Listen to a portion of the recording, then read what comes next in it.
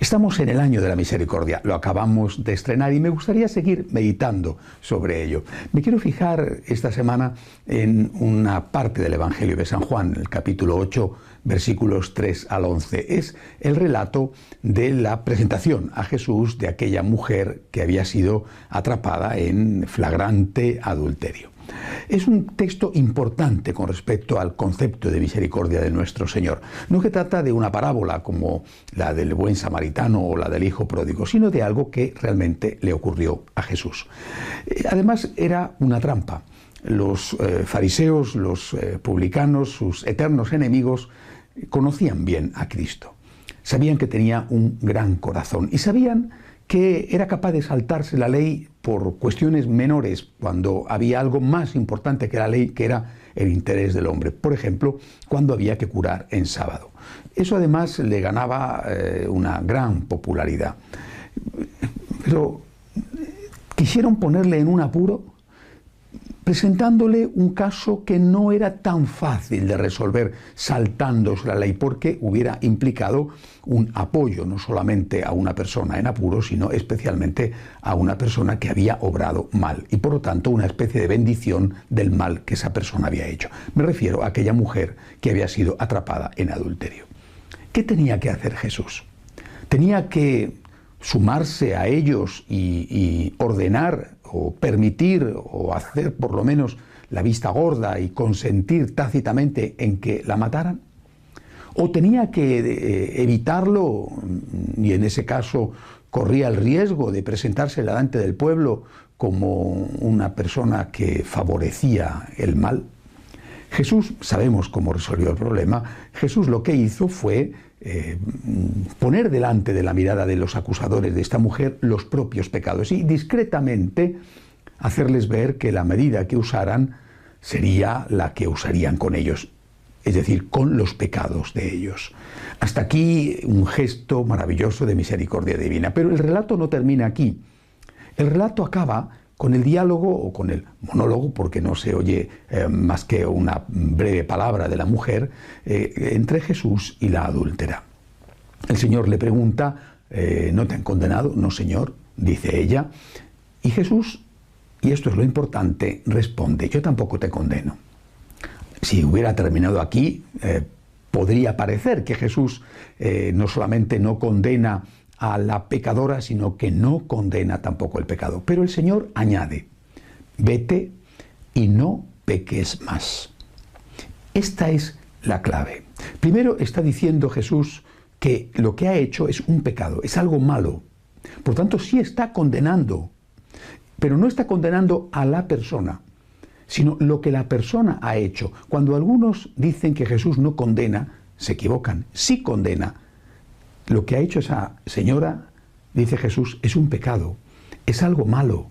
Por lo tanto, está condenando el pecado, no está condenando al pecador, pero no diciéndole, sigue haciendo lo mismo, sino diciéndole, no peques más. Lo que has hecho está mal, te doy una oportunidad, no peques más, conviértete. Lucha para no volver a caer en ese pecado. El Señor salva a la persona, pero condena sin ninguna duda el pecado. Salva al pecador y condena al pecado. Esta es la misericordia de Cristo. ¿Dónde se realiza hoy, ahora, esta misericordia? En el confesionario. En el confesionario, el penitente acude a pedir el don del perdón divino. Es un don, no es un derecho, no hay que olvidarlo. Acude humildemente a pedir al Señor algo a lo cual no tiene derecho, a pedir la gracia del perdón. Pero antes, ese penitente ha recibido ya un don. Ha recibido el don de saber distinguir el bien del mal. Ha recibido ya la primera parte de la misericordia. Esa misericordia se la enseñó su catequista, su papá, su mamá, el sacerdote, en la clase de religión. Es decir, alguien en el nombre de Cristo le enseñaron a distinguir el bien del mal.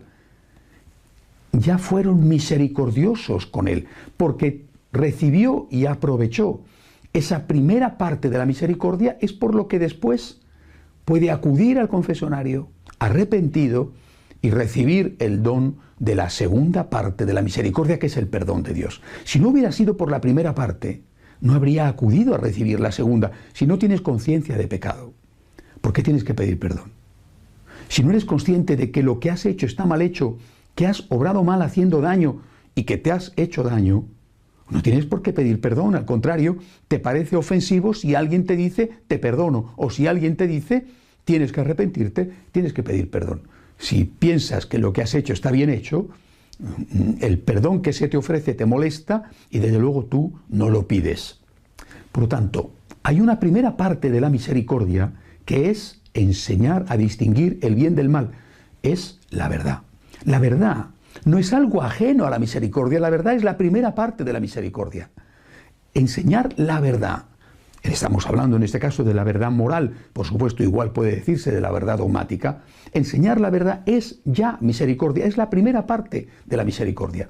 Solo cuando esta primera parte existe y se ha asimilado, entonces la persona que ha cometido un pecado se da cuenta de que ha obrado mal y acude a pedir perdón a Dios, a pedirle el regalo de la segunda parte de la misericordia, que es el perdón divino.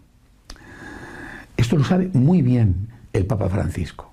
Y por eso esta semana ha pedido que en este año de la misericordia acudamos al confesionario. Ha pedido que vayamos, dice él, a encontrarnos directamente, cara a cara, con la misericordia de Cristo. Pero para ir al confesionario, como pide el Papa, tenemos que ser conscientes de que hemos obrado mal.